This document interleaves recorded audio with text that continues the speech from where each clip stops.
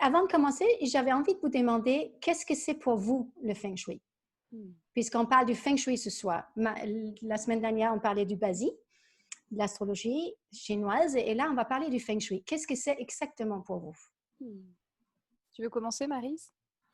D'accord. Alors, pour moi, c'est synonyme d'harmonie, Oui. de clarté, de confort et de joie, parce que si je me sens en harmonie, si mon environnement est harmonieux, à ce moment-là, je me sens bien. Je me sens dans la joie.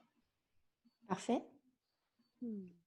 Marie, est-ce que toi, tu... Oui, moi j'aurais dit, bon, l'harmonie est de monter aussi, mais j'aurais dit avant peut-être la circulation d'énergie, Oui. l'équilibre et puis la fluidité. Là. Parfait. Moi, je ne te demande pas, Manu, ce que tu en penses. Si. Moi le feng shui, pour moi, c'est ma femme qui s'en occupe. Alors, demandez-lui. Non, ça exprime beaucoup de choses, parce que tu m'as appris beaucoup de choses. Ouais. Et puis, c'est hyper pointu, ça, c'est une certitude. Vous parlez d'énergie, d'harmonie. Et en même temps, on va plus loin que ça, parce que c'est des énergies et harmonie, mais ça dépend en fait de ce qu'on veut.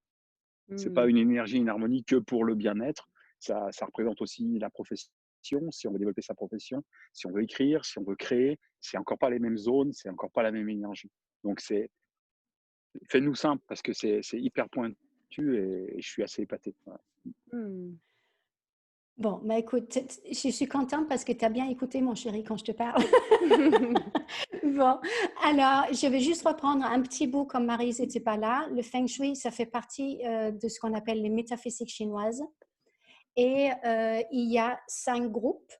Et ces 5 groupes, c'est basé sur la même chose. C'est la recherche rationnelle sur la connaissance de l'être, l'univers et ses raisons. Et ça date d'à peu près du 6e ou 4e siècle avant Jésus-Christ. Le point commun entre toutes les métaphysiques, donc je ne sais pas, est-ce que Marie, tu me donnes 2 minutes pour que je fasse le tour vite fait? Parce qu'on a 5 groupes d'art métaphysique chinoise. Il y a le groupe médecine qui englobe bien évidemment l'acupuncture, l'herbologie, la médecine chinoise traditionnelle. Il y a la montagne qui englobe tout ce qui est Qigong, Tai Chi. Et ça s'appelle la montagne parce que les sages étaient en montagne. Donc, il fallait monter à la montagne pour rencontrer les sages, pour vraiment apprendre ce qu'ils savaient à nous transmettre. Il y a aussi la divination. Donc, là-dedans, on trouve les Yi King que beaucoup connaissent. Donc, c'est très, très populaire parce qu'on peut se demander qu'est-ce que l'univers a pour moi. Il y a aussi la destinée. Dans la destinée, on trouve l'astrologie chinoise qui est le Bazi et également l'astrologie de l'étoile pourpre.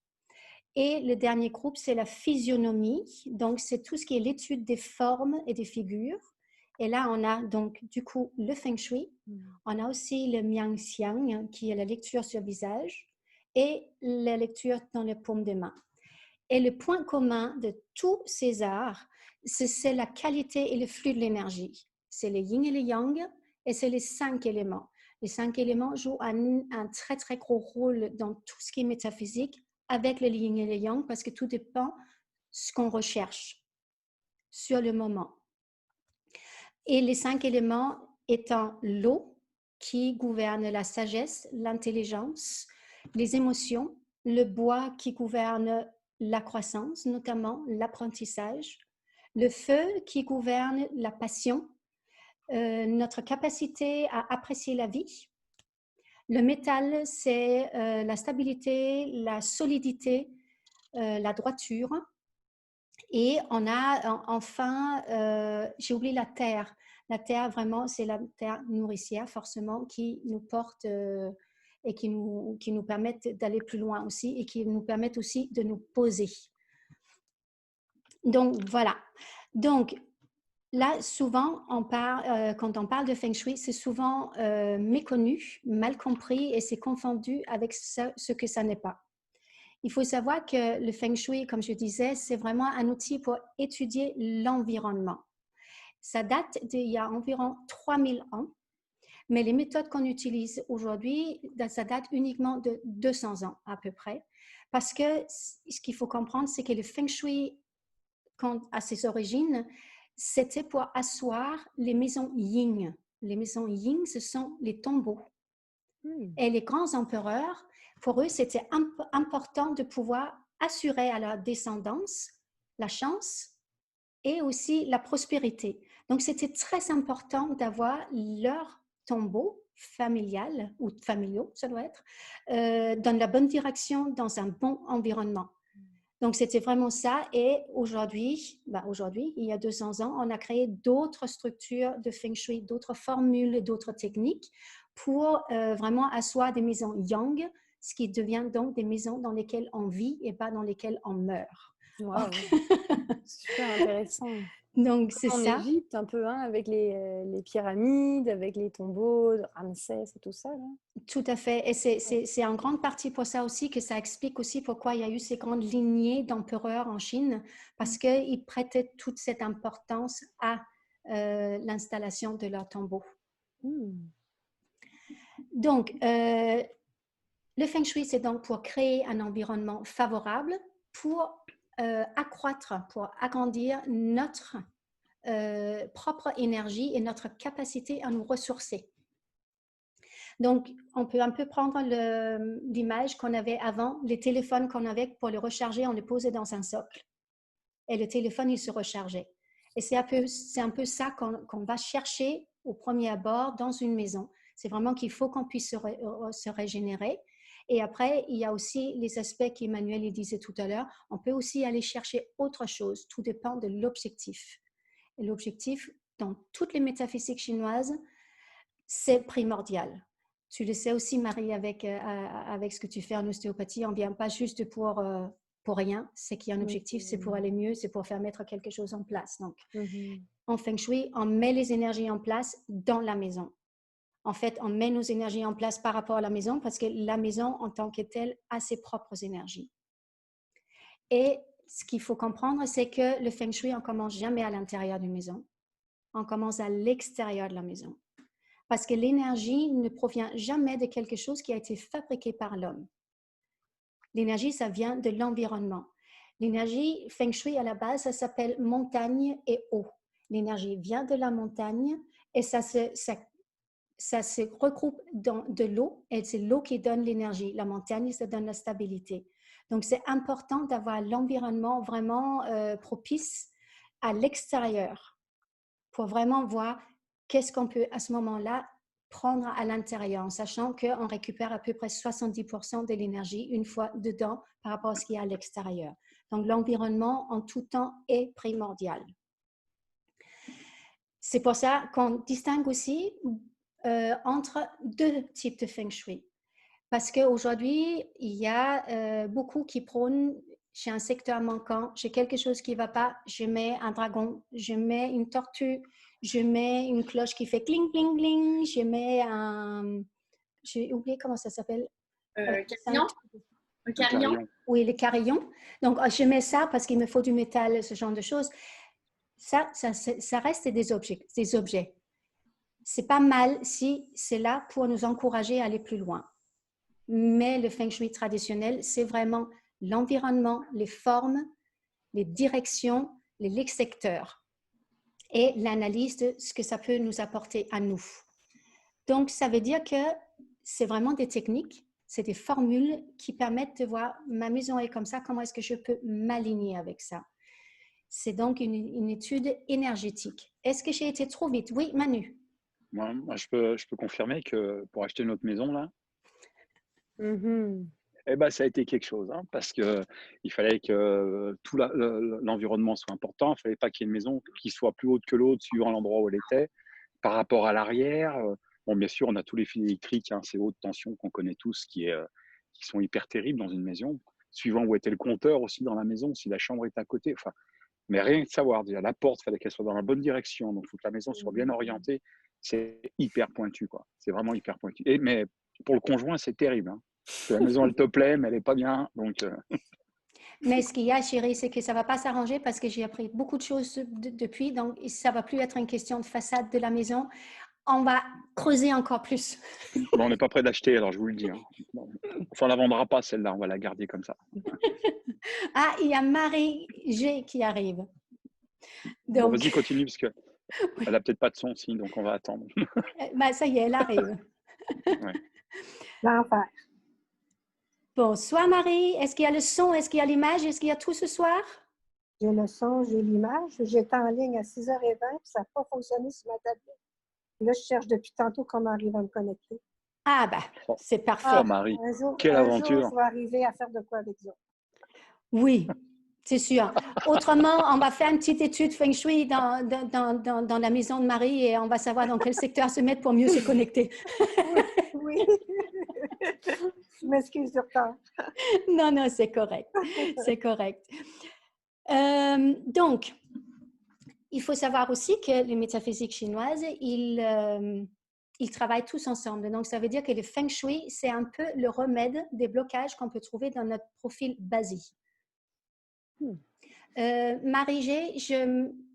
Marie et Maryse, je prends juste 1 minute pour expliquer à Marie rapidement que le Feng Shui, ça n'a rien à voir avec les objets, ça n'a rien à voir avec la décoration, c'est une question d'étude d'énergie, d'extérieur, qu'on amène à l'intérieur de la maison.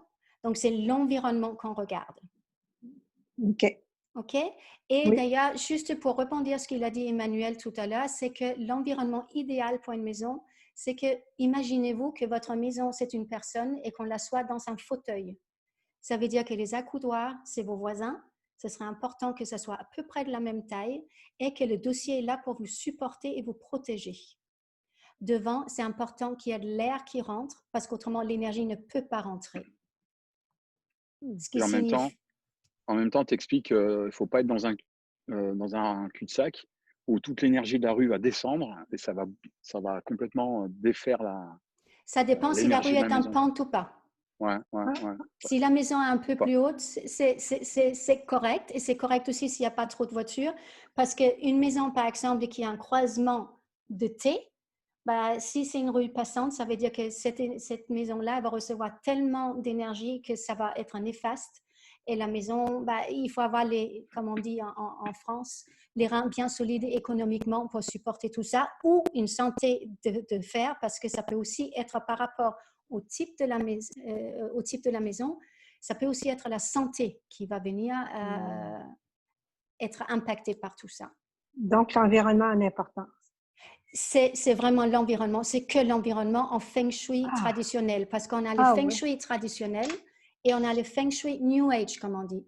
Le Feng Shui New Age, comme je disais tout à l'heure, c'est tous ceux qui posent des objets partout. Le dragon, la petite tortue, la boule de cristal, le carillon, parce que j'ai le retenu là maintenant.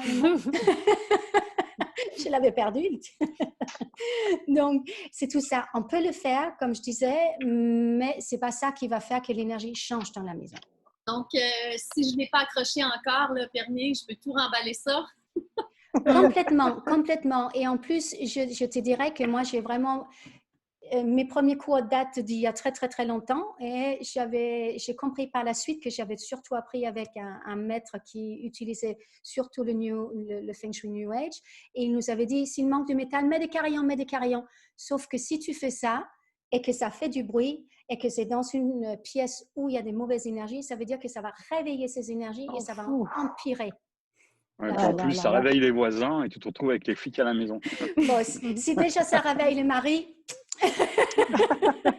J'ai pas besoin du carillon. Non, tu n'as pas besoin de carillon.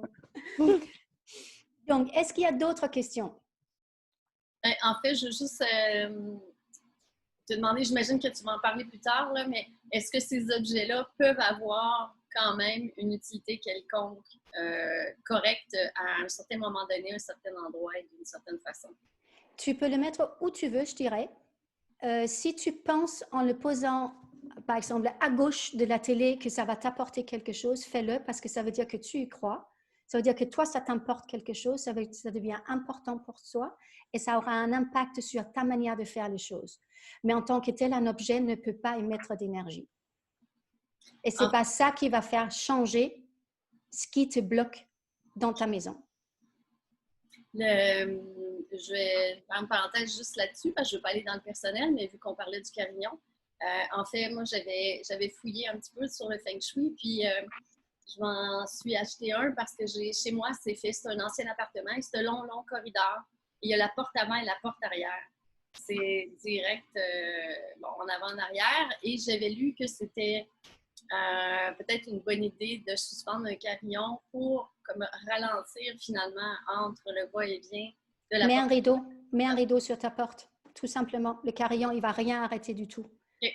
C'est comme tous ceux qui pensent que si, par exemple, là, tout à l'heure, je parlais de la maison qui est à un croisement où c'est un T. Il y en a beaucoup qui disent, je peux mettre un miroir bagois sur ma porte au-dessus parce que ça va arrêter l'énergie. Mais non, qu'est-ce qu'il fait un miroir? Il reflète la lumière, c'est tout ce qu'il fait. Ça n'arrêtera absolument pas l'énergie. D'accord? Donc, si toi, ça te fait du bien de mettre le carillon, de mettre un objet, fais-le. Parce que tout ce qu'on peut faire pour que nous, ça nous encourage à aller dans la direction qu'on souhaite, ben, c'est correct. Mais en tant que tel, ça ne va pas corriger quelque chose qui n'y est pas dans la maison. Ça reste un symbole. Alors, un symbole, il y a un ancrage, en fait, Maryse. C'est ce que je comprends. Et puis, ça aide en même temps. Hein. Un symbole, un ancrage reste un effet placebo, mais le cerveau, hein, tout ce qu'il voit, lui, c'est la seule chose qui existe. Donc, ce que j'entends, par contre, de mettre un rideau, parce que j'ai utilisé les rideaux ailleurs, ça pourrait être une bonne idée. Juste pour parce que ça va un peu arrêter l'énergie qui pourrait sortir. OK, merci. Effectivement. Donc, c'est vraiment une question, comme je disais, d'objectif. Donc, ça veut dire qu'on peut aménager notre maison ou le mobilier dans la maison en fonction de ce que nous souhaitons. Donc, ça peut être une meilleure carrière, une meilleure entente dans le couple, une meilleure entente familiale, une meilleure santé. Ça peut vraiment être beaucoup de choses. Il faut savoir que ça, on revient dessus, ce n'est pas religieux. Ce n'est pas religieux et le Feng Shui oblige personne à faire ce qu'il n'a pas envie de faire. En règle générale, quand on fait appel à quelqu'un en Feng Shui, c'est qu'il y a quelque chose qui ne va pas dans la vie. Donc, c'est ce que je disais, c'est quand on veut rectifier quelque chose. Mais ça peut être aussi si on a la recherche d'une nouvelle maison. Donc, au lieu d'acheter au hasard, on va choisir des maisons et à ce moment-là, on peut faire appel à un maître Feng Shui, un consultant Feng Shui qui va venir regarder l'environnement et qui va vous aider sur 2-3 maisons à faire le meilleur choix par rapport à vous et votre objectif. Donc, ça peut être, je veux cette maison parce que j'aimerais avoir plus d'opportunités professionnelles. Donc, on regarde si effectivement ça peut appuyer la personne dans ce sens-là. On peut aussi aller trouver des maisons qui aura des secteurs qui sera bénéfiques dans chaque secteur de vie. Donc, on pourrait aller trouver un combo, comme on dit souvent ici, pour trouver la bonne maison. Maintenant, ça veut dire excuse-moi, ça veut dire que la maison parfaite en Feng Shui, elle n'existe pas. La maison en Feng Shui, la parfaite n'existe pas. Il y a forcément toujours quelque chose qui ne marche pas. Il y a toujours quelque chose où il faut faire des concessions. Ouais. Donc, oui, il s'agit de faire des concessions. Les meilleures maisons en Feng Shui, ça reste les maisons carrées ou rectangulaires, mais pas trop minces, parce que ça veut dire que l'énergie, justement, il est compressé et à ce moment-là, on ne peut pas autant bénéficier de l'énergie comme on voudrait. Mais les maisons d'architectes qui sont biscornues, qui sont en L, U, F, G ou je ne sais trop quoi, là, ça veut dire qu'on va arriver à des maisons qui, en Feng Shui, qu'on appelle que ça manque un secteur. Et chaque secteur est important pour quelque chose, pour un domaine dans notre vie. Donc vraiment, si on cherche à optimiser notre souhait d'aller bien et d'être heureux dans la vie, choisissez quelque chose de traditionnel. Ça n'empêche pas de faire quelque chose d'original à l'intérieur, mais au niveau de forme, je parle bien. C'est possible aussi de faire appel à un maître Feng Shui pour la construction d'une maison. Tout à fait. On peut même faire appel à un maître Feng Shui pour choisir le terrain. Oui, tout à fait. Le terrain aussi? Okay. Oui, tout à fait. Ça, on peut aussi. Okay. Et aussi, ce qui peut être important de savoir aussi, c'est que si on fait des rénovations dans sa maison, ça peut être important aussi de contacter un consultant, un maître Feng Shui pour savoir est-ce que c'est la bonne date de faire ces rénovations-là dans telle et telle pièce. Parce que si dans un certain secteur, on fait des travaux pendant une période qui n'est pas bonne, on peut réveiller des énergies qui peuvent amener un déséquilibre. Ça peut amener une maladie, ça peut apporter des opportunités professionnelles qui seront moindres. Ça peut vraiment créer un déséquilibre, ça peut même créer des désaccords au niveau de la famille. Tout dépend du secteur qui va être touché. Pour faire une étude en Feng Shui, on a besoin de la date de construction du bâtiment. Si c'est un appartement, on peut aussi partir sur la date à laquelle on a emménagé dans la maison, mais en règle générale, c'est vraiment la date de construction de la maison et la date à laquelle le premier a emménagé. On va également avoir besoin de date et heure de naissance de chaque personne qui habite dans la maison. L'objectif primaire également de la personne qui demande l'étude. Parce que c'est pas évident de faire, c'est faisable, mais c'est pas évident si tout le monde veut vraiment quelque chose parce que en Feng Shui, on va aller chercher ce qu'on appelle le Gua. Le Gua personnel en Feng Shui, c'est un calcul par rapport à notre année de naissance qui va nous dire dans quel secteur, ce sera notre secteur le plus énergétique et le plus favorable pour nous. Excuse-moi, ça veut dire que il va y avoir un peu une carte du ciel de la maison, oui, et une carte du ciel de celui qui achète. Et à partir de là, les secteurs vont être déterminés, les meilleurs secteurs par rapport aux deux cartes. C'est ça que tu es en train de dire? On va les superposer. On va les superposer. Okay. Et à partir de là, on sait dans quel secteur la personne sera le mieux. OK. OK. Oui, là, tu as dit quelque chose et là, je suis désolé. Non, non, c'est parfait, c'est parfait. Tu me taperas pas tout à l'heure. Hein. Non, je te taperai pas. Non, je te taperai pas. Donc, une fois qu'on a la date de construction, date et heure de naissance, primordial, c'est la direction de notre maison, la direction du bâtiment. Et la direction du bâtiment, c'est simple, c'est qu'on se met devant la maison, la façade de la maison, avec une boussole. Ça peut être une boussole toute simple, ça peut être aussi une boussole sur votre... Je m'écale un peu parce que je vais vous montrer. Ça peut aussi être une boussole toute simple. Ou je suis tellement fière parce que quand j'ai été en Malaisie la première fois, j'ai emmené ma petite boussole Feng Shui que j'utilise et qui donne beaucoup plus d'informations, bien évidemment, que juste le degré. Ça va vraiment montrer aussi ce qu'il y a dans les secteurs, quelle énergie. Rapproche-la, ta boussole. Wow! Voilà. Je la vois pas, là. OK. Est-ce que tu vois, Marie? Ah, mon Dieu, oui. Ouais, il y en a des choses dedans. Oui. Donc, ça, c'est ce que j'utilise aujourd'hui. Et une fois qu'on a pris la direction, donc, si vous ne savez pas de plan de votre maison, c'est possible de le dessiner. Et je ne vais pas vous décourager, mais ça donne à peu près ça. Une fois qu'on a fini. Et là, on a toutes les observations de ce qu'on a dans la maison. Donc, c'est très simple. On dessine la maison et on trouve le milieu. Et à partir de là, on partage notre maison en 9 cases. Et ça va nous donner les secteurs de la maison. Il faut la mesurer, hein. Vous ne la dessinez pas tout simple. Hein. Non, non. Il faut la mesurer, machin. Non, le plus proche possible de la vérité, bien évidemment. Donc, si votre maison n'est pas rectangulaire, n'est pas carrée, ne la dessinez pas comme ça parce qu'elle ne sera pas comme ça en vrai. Et ça veut dire que vous n'allez pas savoir où sont vos secteurs. D'accord? Est-ce que tu vas nous dire un peu ces secteurs, à quoi ils peuvent correspondre? Oui, je vais dire ça. Je vais même vous donner les secteurs favorables pour cette année surtout. Wow. Donc, il y a trois pièces à favoriser ou 3 choses à favoriser dans une maison. C'est l'entrée de la maison, la porte d'entrée. C'est très important d'avoir ce qu'on appelle... comment on pourrait dire ça? Je cherche le mot. Je l'ai en aucune langue de tout ce que je parle. Une serrure. Non, ce n'est pas une serrure. Non, on a vraiment besoin d'espace, un grand espace devant cette porte d'entrée pour que l'énergie puisse rentrer.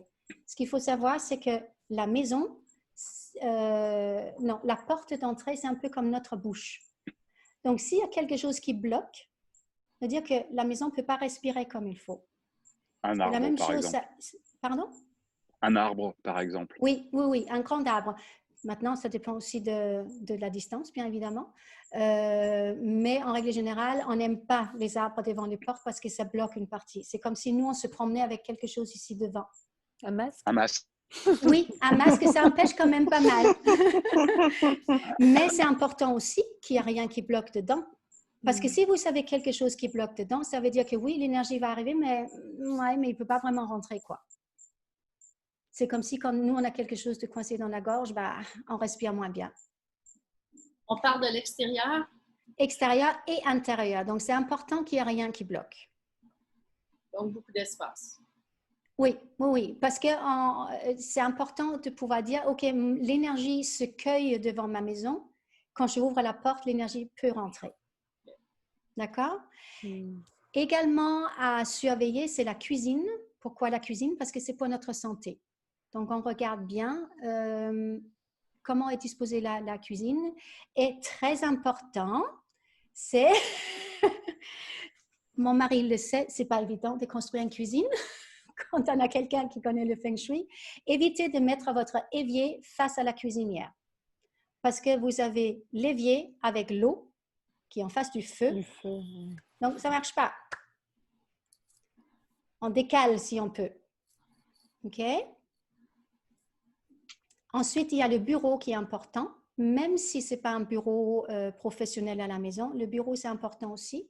Ou le coin où on travaille à la maison, parce que c'est là où on se construit professionnellement. Donc, c'est important que tout soit fluide dans ce secteur-là aussi. Avant, on misait beaucoup sur la chambre, mais dans la chambre, on dort. Donc, c'est moins là qu'on crée les opportunités de vie. Créer les opportunités de repos, ce qui est important aussi, mais les opportunités de vie que nous souhaitons tous aujourd'hui, ça se crée surtout dans un endroit où on travaille. Sauf les bébés. J'ai posé le dire, Marie. Ah, mais les bébés, c'est pas moi, mais les bébés, on peut les faire un peu partout, non? Oui, c'est vrai, c'est vrai. Ouais, mais c'est une belle opportunité de vie quand même, hein, la chambre. Oui, oui, oui, tout à fait, tout à fait.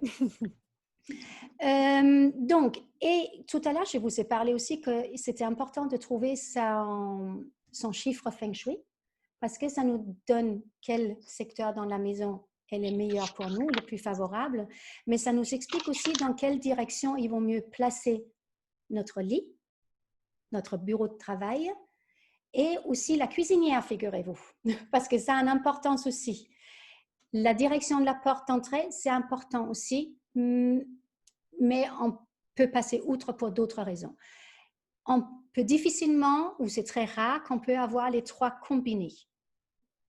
Donc, si on a déjà 2 sur 3, c'est super bien. Maintenant, si dans le couple, on a 2 secteurs différents, on favorise celui qui, pour la façade de la maison, on favorise celui qui ramène le plus d'argent dans la maison. Celui qui est vraiment la source de la stabilité familiale au niveau des finances. Et c'est aussi important de placer notre lit dans une bonne direction. Est-ce qu'il y a des questions? Ces directions, j'imagine qu'elles sont propres à chaque maison finalement. Non, c'est tes directions à toi. Donc, peu importe dans quelle maison tu vas, le mieux, ce serait quand même que ça soit dans une bonne direction. Okay. Maintenant, il y a beaucoup de discussions par rapport au lit, parce que parfois, on va s'obstiner à mettre le lit dans une direction favorable, mais si ça nous crée un désaccord, en guillemets, par rapport à la porte, ça ne marchera pas. Ça veut dire que vous allez dormir d'une manière inconfortable. On ne place jamais un lit non plus contre une fenêtre. On a besoin d'avoir quelque chose qui nous protège. Donc, il faut que ça soit contre un mur. Et en règle générale, on prend comme règle le plus large, c'est contre un mur et qu'on puisse voir qui rentre dans la chambre. D'accord? Est-ce qu'il y a... Oui? Tu dis, est-ce que c'est important par rapport à la porte, que la porte ne soit pas devant, face au lit? Si la porte est ouverte, oui, c'est important. Si tu fermes la porte, tu règles en grande partie, à 99%, tu règles le problème. Ça peut être un rideau? Non, il faut que ça soit plus qu'un rideau. OK. Mais pourquoi ton lit, il est placé comment? Ben, c'est parce que dans ma pièce, il n'y a pas de porte. Et la seule façon que j'avais de le placer, il se trouve à faire face à moitié. Il y a la moitié d'un mur, puis la moitié qui est l'entrée de la pièce, que j'ai fermée avec un rideau opaque. Un rideau opaque? Oui. Est-ce que toi, tu te sens bien? Oui, je me demandais, l'autre idée que j'avais eue pour faire un petit peu plus privé, c'était de mettre un paravent. L'un ou l'autre, l'un ou l'autre. Moi, je pense que le plus important, Marie, c'est que est-ce que toi, tu dors bien? Oui. Si tu dors bien, et si avec ce rideau, tu as vraiment, et si c'est un rideau opaque et de couleur peut-être, je ne sais pas moi quelle couleur, mais opaque pour qu'il n'y a rien qui puisse venir te déranger dans ton sommeil et que tu te sens en sécurité, je dirais que le problème, il est quand même pas mal résolu. Okay. Donc, c'est vrai qu'on dit très souvent qu'il ne faut pas dormir ou la personne ne doit pas dormir les pieds face à la porte parce que l'énergie rentre sur la personne. Mais si on ferme la porte, c'est réglé. Okay. D'accord? Par contre, ça ne marche pas pareil avec le mur, avec la tête du lit. C'est vraiment important que ça soit un mur. C'est le plus important. Donc, oui. Et donc, on parlait des secteurs. Donc, on partait donc de celui-là. Je ne sais pas si vous le voyez. Ça, ce sont les secteurs. D'accord? C'est les 9 secteurs. Donc, dans notre maison, nous avons un secteur sud-est. Le sud-est, c'est tout ce qui est croissance. Et c'est tout ce qui est important pour l'argent et la prospérité. Normalement, on dit que ce secteur-là, le sud-est, c'est pour la fille aînée. Après, on a le secteur est. Ça, c'est secteur de santé, la valeur familiale, la famille unie. Croissance également des projets, puisque le secteur sud-est et est, ce sont des secteurs qui sont gérés par l'élément bois, donc tout ce qui est croissance. Nous avons le secteur nord-est, qui est le secteur du mieux-être. Donc, si vous savez, par exemple, un bureau ou une pièce où vous aimez méditer ou faire de l'auto-hypnose ou vous ressourcer, nord-est, ce serait excellent pour ça. Également pour les études, parce qu'on a besoin de se concentrer. Le nord, c'est la vie sociale, la carrière. Vous avez le nord-ouest, c'est ce qu'on appelle le secteur du père. Donc, c'est un secteur qui est très important pour l'homme de la maison, pour que lui, il puisse justement prospérer et avoir des opportunités professionnelles. Il y a le secteur ouest qui est le secteur des enfants. Donc, c'est également très bon pour les études pour les enfants et pour leur possibilité de croissance.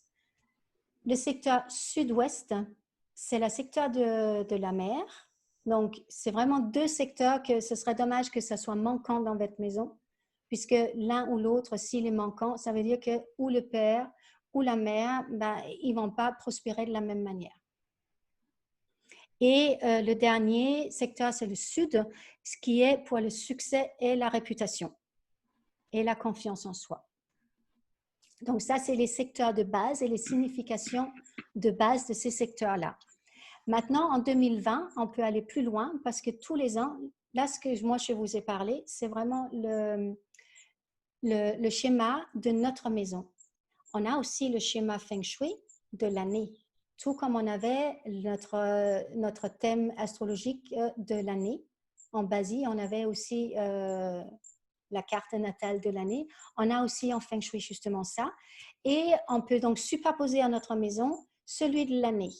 Et cette année, on a des belles énergies dans le nord-ouest pour travailler si on veut être plus affûté en affaires. C'est très, très bon si on a besoin de planifier ses affaires et voir comment on peut stratégiquement aller plus loin. Le ouest, si vous vous mettez dans le secteur ouest de votre maison, c'est très bon pour tout ce qui est relations sociales. Si vous avez des relations, communication un peu compliquées avec l'extérieur de votre maison et également à l'intérieur, vraiment utilisez le secteur ouest.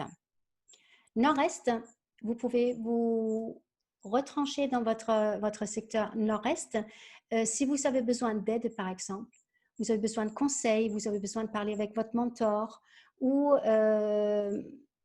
un conseiller tout simplement, mettez-vous là parce que les énergies vont être là pour, comme si ça va vous appuyer dans vos capacités et les rendre encore plus forts et plus pertinents.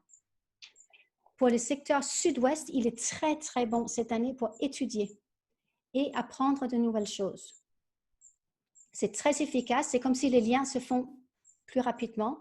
Et il y a cette année ce qu'on appelle l'énergie de l'intelligence. Donc, ça veut dire que l'énergie de l'intelligence, c'est vraiment, j'apprends, mais je sais aussi quoi faire avec. Parce que parfois, on peut apprendre, mais ça ne sert à rien parce qu'on ne sait pas quoi faire avec. Mais là, ça peut être bénéfique. Et le dernier secteur qui est très bénéfique cette année, c'est le sud-est. Si vous avez beaucoup de choses à faire et vous ne savez pas forcément par quel bout les prendre, mettez-vous là. Ça va vous aider aussi à vraiment, OK, j'y vais là. Ce qui serait encore mieux, c'est que vous faites votre plan dans le secteur nord-ouest. Vous allez faire tout votre plan. Vous allez vraiment avoir stratégiquement tout ce que vous savez. Et après, vous vous déplacez et vous allez dans le secteur sud-est. Et là, vous allez commencer à travailler. Et je peux vous dire que ça marche super bien. Je l'ai fait avant qu'on le sente sur nous. Parfois, on se dit, ça marche? Ben oui, ça marche. Je n'ai jamais travaillé autant. Donc, c'est ça. Mais il y a vraiment de très belles choses à découvrir avec les Feng Shui. Et si on a des blocages dans la vie, on peut parfois aller les trouver dans notre maison, qu'il y a quelque chose qui nous bloque. Si on a déjà tout essayé sur un plan personnel. Donc, le basique, c'est pour nous, c'est nos possibilités à nous. Et le Feng Shui, c'est vraiment pour aller voir qu'est-ce que j'ai comme possibilité dans la maison. Je m'excuse, Pernille. Oui. La première section, le premier secteur que tu as nommé, malheureusement, j'ai Nord-ouest. Nord-ouest, c'est pour planifier. Oui, et nord-ouest, c'est le secteur du père aussi. Merci. Donc, alors, si quand je tu comprends... dis... Ah, pardon. Non, vas-y. Ah, ok, merci. Si je comprends, ça veut dire que ces énergies peuvent changer chaque année. Donc, ça peut être intéressant que rien ne soit trop figé dans la maison, dans le sens où une chambre peut facilement se transformer en bureau ou... Ben, ça serait l'idéal. Maintenant, on sait que l'idéal n'existe pas.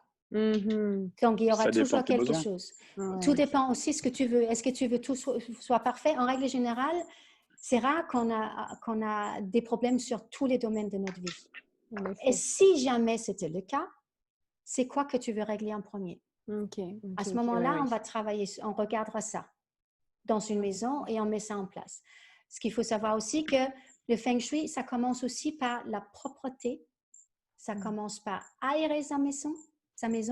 Ça commence par nettoyer, ranger, aérer, nettoyer. C'est déjà un super truc. Dans votre maison, pour savoir si votre énergie est bien fluide, si le flux est correct, déplacez-vous vous-même dans la maison. S'il y a quelque chose où vous ne pouvez pas passer, bah, peut-être vous dire que, OK, je vais essayer de libérer ce coin. Évitez aussi de surcharger vos pièces. Si vous surchargez, ça veut dire que vous pouvez créer des zones d'ombre, vous pouvez créer des zones sombres où l'énergie va stagner. Donc, ça peut aussi créer un déséquilibre. Voilà. C'est tout ce que j'avais prévu aujourd'hui parce que j'aurais pu creuser tellement plus, mais je crains que je vous aurais perdu en fait. Donc, j'ai laissé un peu plus de temps pour répondre à vos questions si vous en avez parce que je trouvais ça plus pertinent aujourd'hui. Génial. Oui, Manu? Si je résume, en fait, on a notre propre carte natale. Oui. La maison a une carte natale et cette carte natale va dépendre de la carte natale de l'année. Suivant la carte natale de l'année qu'on va mettre sur cette maison, on a des endroits et des zones qui vont être amplifiées par rapport à d'autres sur quelque chose de spécifique. Moi, à la maison, les filles, j'ai mon petit coin là où je donne mes consultations. Elle m'a expliqué, Pernille, que c'était un coin où je pouvais donner, mais je n'avais pas à créer. Je ne pouvais pas créer ici. Et j'ai un autre endroit dans la maison où je vais créer, je vais organiser, je vais orienter, je vais créer mes protocoles, mais tout ce que je fais à côté. Je ne le ferai pas au même endroit. Et d'ailleurs, je me rends compte que je suis loin d'être aussi performant d'un côté que de l'autre. Si je fais mes consultations à l'endroit où je dois créer, je me sens pas bien. Il me manque quelque chose. C'est pas que ça marche pas, mais je suis pas bien. Alors que de ce côté-là, je suis complètement dedans. Et dans cet endroit où je suis, si je veux créer, ça marche pas. J'arrive pas. C'est des pages blanches. Donc, on a bien cette sensation et cette situation qui s'installe. Les portes d'entrée aussi. Nous, on a 2 portes d'entrée. Là, on vient de changer de porte d'entrée parce que ça a bougé, ça a tourné. Et on doit développer notre côté social. Et depuis qu'on a commencé à sortir par cette grande porte, ouf, ça bouge. Ça bouge sérieux, quoi. Et puis, il y a des zones mortes. Moi, je vous résume juste un petit peu tout ce que j'ai pu vivre avec Pernille. On a des zones mortes aussi dans la maison. Et vous savez, c'est ces zones, quand vous vous installez, vous n'êtes pas bien. Vous tournez en rond, vous vous levez, vous n'arrivez pas à rester assis. Ce n'est pas l'endroit où il faut s'asseoir, il faut déplacer.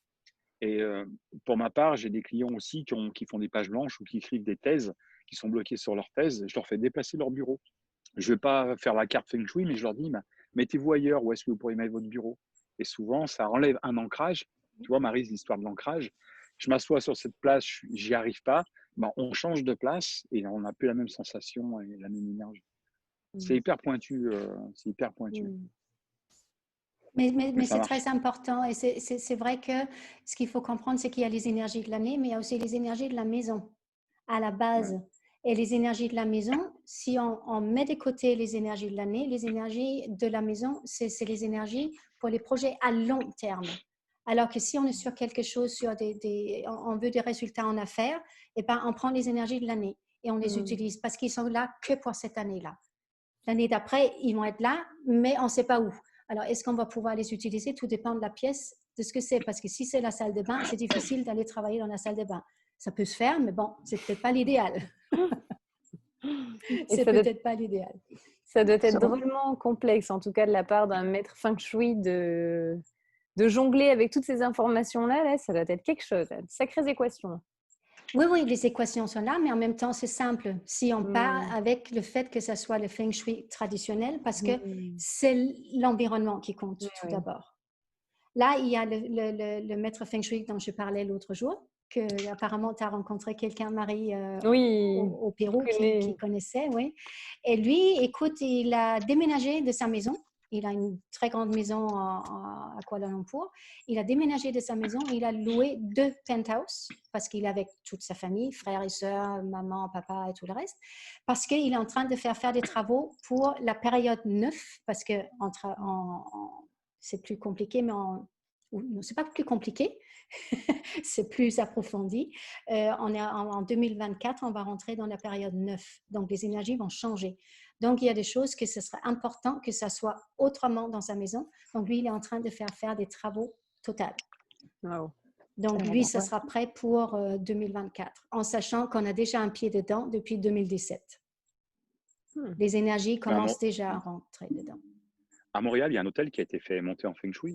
Tu m'avais dit, il en était passé devant plusieurs fois. C'est l'hôtel Best Western qui est dans le... Pas loin du Chinatown? Oui, à côté de Chinatown. Et ils avaient fait une porte qui ne se servent plus parce qu'il était dans l'angle de la rue avec un pilier devant. Et l'hôtel n'a jamais fonctionné, donc ils ont fait construire une porte sur le côté. Et c'est cette porte-là qui s'en sert et l'hôtel fonctionne. Et là, c'est fou. Donc, mais comme je disais aussi l'autre jour, nous, on l'a vécu aussi par rapport à la maladie dans notre chambre à coucher dans le premier condo qu'on avait quand on est arrivé. J'étais très, très souvent malade, tout le temps quelque chose ici. Et moi, je dormais vraiment dans cette chambre. On avait les 2 plus mauvaises énergies qu'il y avait. Moi, je dormais du côté où il y avait l'énergie de la maladie. Donc, quand on a pu changer, une fois, j'ai dit à Emmanuel, il n'était pas là, il me dit, mais qu'est-ce que tu ferais? Je dis, si je devais conseiller à quelqu'un, à un client, je lui dirais, sors de cette chambre. Et c'est ce qu'on a fait et ça a totalement changé notre sommeil. La chambre était beaucoup plus petite, c'était pas super pratique, mais on dormait tellement bien qu'on n'a jamais regretté. Notre restaurant aussi, notre restaurant, le dernier, c'était hyper compliqué. Pernille a fait la carte du restaurant et ça pouvait pas marcher. D'ailleurs, depuis qu'on l'a vendu, ça n'arrête pas de tourner. Ça marche pas. parce que c'est pas la carte du restaurant, il est très mal monté et puis ça passe pas, quoi. On a beaucoup d'exemples et beaucoup d'entreprises. Hein, Joe Yap, là, son maître Feng Shui, là, c'est le Tony Robbins des métaphysiques. Là. Il travaille avec des très très gros entrepreneurs, des industries, des entreprises énormes. Il fait tous les locaux, les tout ça. Voilà, c'est une usine africaine, hein, je vous le dis tout de suite. Hein. Mais ça veut dire qu'il y a beaucoup de maisons qui sont pas confortables. Ben, ça dépend, parce qu'il y a des gens qui se sentent très très bien dans leur maison. Mais même s'ils sont dans un cul-de-sac, même s'il n'y a pas de lumière, ben, ils vont se sentir bien pareil. Ben, il y en a qui aiment ça. Il y a des gens qui ont besoin d'énergie yin. Du moment où il y a beaucoup d'arbres autour, ça veut dire qu'il y a moins de lumière qui rentre, donc il y a moins d'énergie qui rentre. Donc, ça devient beaucoup plus une maison yin. Donc, c'est vraiment une maison où les gens, ils n'ont pas d'autres objectifs peut-être que de se reposer. OK. Partir en retraite, si on peut dire ça. Maintenant, si c'est quelqu'un qui en a affaire et qui a besoin que ça bouge, ben, cette maison-là, il ne va pas se sentir bien. OK. OK? Oui. Les petites maisons aussi, tu m'as expliqué. Si tu achètes une maison qui peut être grande, mais à côté, suivant le côté, si la maison elle est plus grosse, eh ben, elle écrase la maison. Et en fait, lui, il te pompe ton argent. En fait, il t'arrive plein de bricoles, quoi. Ben, c'est surtout la personne qui... La tortue, le tigre, je sais pas quoi. Oui, c'est ça. Mais là, je n'ai pas voulu aller là-dedans parce que c'est vraiment l'histoire, je dirais, le métaphorique du Feng Shui. Parce que moi, j'ai parlé du fauteuil, mais c'est vrai qu'il faut pas, mais c'est important d'avoir autour de sa maison, à l'arrière, la tortue, à droite, le dragon, à gauche, le tigre et devant le phénix. Parce que le phénix, il doit pouvoir prendre son envol vers le succès, puisque le phénix, c'est feu. Donc, c'est là devant qu'on a le secteur, quand on met les cartes. Le ciel, donc c'est là l'envol. Et c'est représenté par quoi, le tigre, le dragon et la tortue? Le dragon, c'est le père. Là, j'ai un trou, là. Le dragon, c'est le père, le tigre, c'est la mère. Okay. Donc, il y a un des deux qui est favorisé. C'est pour ça qu'on peut avoir le dragon qui est un peu plus haut que le tigre. Donc, ça veut dire l'accoudoir du fauteuil qui peut être un peu plus haut d'un côté que de l'autre. Mais le mieux, c'est d'avoir un équilibre quand même dans l'environnement. OK. Chouette. Donc, c'est vrai que je parle rarement du tigre, du dragon, la tortue, le phénix, parce que ça reste un peu métaphorique. Oui, j'ai du mal avec ce mot. Je vais rajouter un syllabe au milieu, mais ça ne marche pas. Donc, c'est vraiment ça, parce qu'il y a beaucoup forcément de métaphores, puisque ça date il y a 3000 ans. Donc, il y a aussi toute l'histoire de comment a été créé tous les schémas qu'il y a, le bagua, le loshu. Si vraiment on veut aller par des techniques, c'est la tortue qui est arrivée avec des points sur le dos, le cheval qui sort de la rivière. Donc, wow. Mais je n'ai pas voulu aller là-dedans aujourd'hui parce que je me dis c'est juste une introduction de ce que c'est le Feng Shui. Et du coup, ça m'a donné goût tout simplement de faire une formation. Donc, je propose une formation en Feng Shui, mais vraiment quelque chose qui peut être actionnable et qui peut être stratégique et qu'on peut mettre en place tout de suite. Pas pour devenir consultant en Feng Shui, mais vraiment savoir, OK, qu'est-ce que je peux faire? Comment est-ce que je peux faire? Comment est-ce que je peux me positionner? Donc, ça, je vais le proposer à partir du mois de septembre. Super. Okay. Bonne chance. Merci. Voilà. Est-ce qu'il y a des questions? Moi, j'en ai une par rapport est-ce qu'on peut utiliser... Est-ce qu'on peut utiliser le principe des 9 secteurs? Est-ce qu'on peut le voir appliqué sur la maison et est-ce qu'on peut aussi le reproduire dans une pièce? Oui, on peut. OK. On peut. Donc, si j'utilise ma pièce pour plusieurs choses, je pourrais utiliser le 9 secteurs? Normalement, quand tu prends tout ton plan de la maison avec les secteurs et que tu le superposes sur la pièce, oui. C'est pour trouver le meilleur emplacement pour l'utilisation principale de la chambre. Normalement, on ne mélange jamais son bureau avec son lit, par exemple.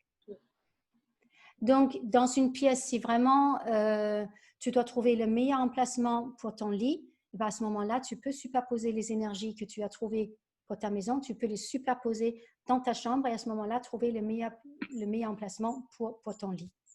Parce que, tu sais, on disait tout à l'heure, c'est sûr que mon idéal, c'est super. Mais tu sais, s'il n'y a pas l'exemple, s'il n'y a pas la place, par exemple, pour le bureau ou la place pour avoir une salle pour moi, je me suis fait une grande pièce dans laquelle j'ai changé mon lit pour un lit escamotable. Donc, le soir, je passe à la version j'ai mon espace de dodo et tout ça, mais le jour, j'ai l'espace pour bouger. J'ai mon coin bureau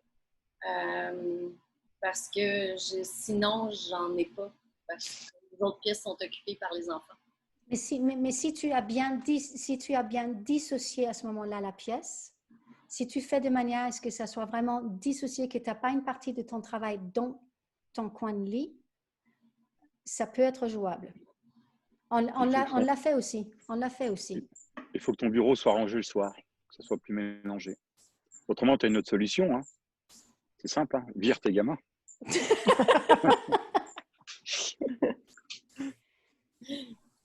J'ai une affiche à la maison sur laquelle il y a une image de chat parce que j'ai un chat magnifique que j'adore, ma belle Charlotte. Et il est inscrit sur l'affiche on s'est débarrassé des enfants, le chat était allergique. Ah, génial.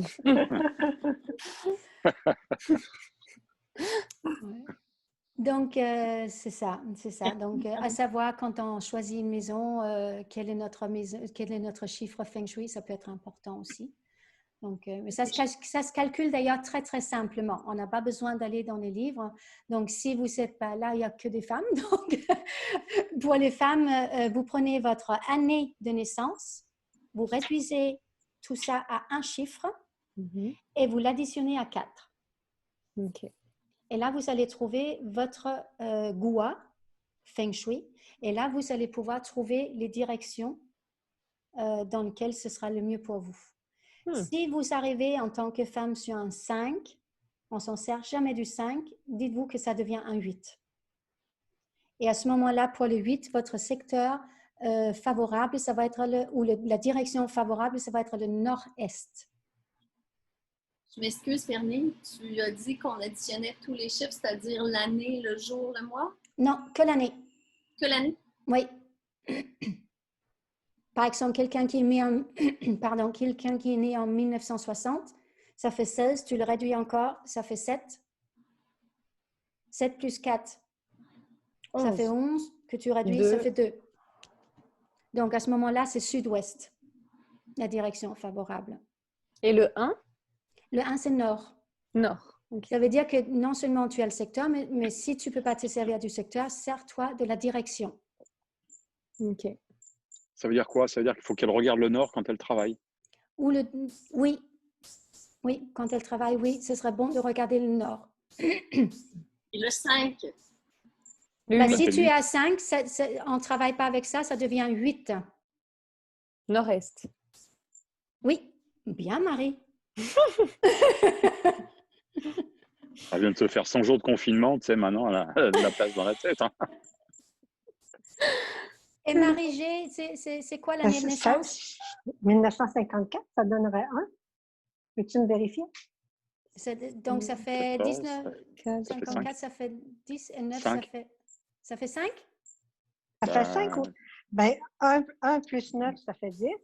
Après ça, 54, ça fait 9. 10, ça devient 1. 1 plus 9, ça fait encore 10. Ça tombe à 1. Plus 4.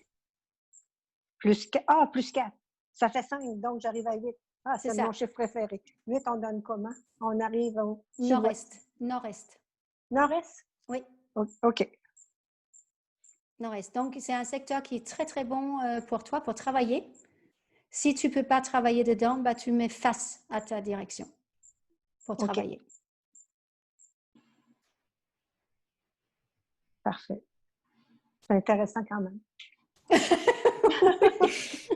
Je pense que si un jour je déménage, je vais tout surveiller pour que ça marche dans les choses avec la lumière en avant qui rentre. Oui, et il faut c'est très important. Oui, oui, c'est très, très important. Là, on a été acheter des arbustes au fond du jardin parce que quand on rentre, ah oui, quand on rentre dans le jardin, l'énergie traversait le tout et fouf, ça tombait dans le vide parce que derrière, on a une pente. Donc là, ça retient. Oui, et là, on va faire la barrière pour qu'on garde l'énergie chez nous. Ah, aussi, même ça. Oui, ça descend derrière, donc il y a une grosse chute. Parce que si l'énergie fait que traverser, ça veut dire qu'il n'a pas le temps de se poser. L'énergie, c'est ce qui nous apporte les bonnes choses pour nous. OK. Voilà. Wow, super. Voilà. Et Marie, tu m'as demandé avec Victoria la semaine dernière par rapport à la période métier 9. de bois. Ah oui. Oui, je continuerai à creuser, mais pas de problème. Non, j'ai vraiment trouvé que, étant donné que c'est un métier, c'est une branche qui est avec l'élémentaire, c'est quelque chose qui est durable dans le temps. Donc, ça veut dire que tu traverses le temps. Tout ce qui est médecine chinoise, ce qui est l'acupuncture, tout ce qui touche à tout ça, ça a traversé le temps. Et même si on est passé par des périodes qui sont devenues plus technologiques, que ça a changé, ben c'est quand même quelque chose qui est resté parce que c'est le bien-être. Intéressant. Donc, pour moi, il n'y aura pas des grands changements dans ce métier. Il peut y avoir peut-être des petits, je sais pas moi, des créations qui vont se faire autour pour que vous agissez différemment. Mais autrement, c'est vraiment un métier qui va rester parce que c'est l'élémentaire, donc ça perdure dans le temps. La pérennité, ok. Oui, comme l'architecture, comme l'immobilier, comme beaucoup de choses. Hein. Ok, ben, je le partagerai. Aussi, donc. Chouette. Merci d'avoir regardé. Bah écoute, avec plaisir. Si je peux encore aller chercher des informations, je le ferai. Mais là, oui, j'ai creusé. Oh, merci. Je le partagerai à Victoria. C'est parfait, parfait. Moi, j'avais tendance à me dire si vraiment tout a tendance à se... comment on dit, en tout cas, si tout devient, si tout devient un petit peu plus technologique, je me dis qu'il va y avoir des ancrages aussi avec le toucher, avec pourquoi pas la santé, qui vont devoir se maintenir en place. Donc moi, ça me faisait pas trop peur, en tout cas. Ouais. Non. Les gens sont pas prêts encore. Hein. Les gens, ils sont pas prêts. Hein. Non, mais il y a encore du travail à faire. Ouais. Mais en plus, c'est vraiment des métiers qui existent quand même depuis très, très longtemps. Tout à fait. Donc, c'est clair que ça va perdurer. Oui. Donc, cool. C'est ça. En tout cas, merci. Avec plaisir. Donc, s'il n'y a rien d'autre que vous voulez savoir, là, ce soir, on va chacun aller de notre côté. Oui. Merci beaucoup, Pernie. Avec grand plaisir. Merci, c'était intéressant. Merci. Passionnant. Merci, Marie, d'être venue. En retard, mais j'ai fini par arriver. C'est parfait. Merci à vous toutes d'avoir été là. Merci à toi aussi, mon chéri, d'avoir été là. Et merci à toi, Pernie. C'était super. Avec grand plaisir.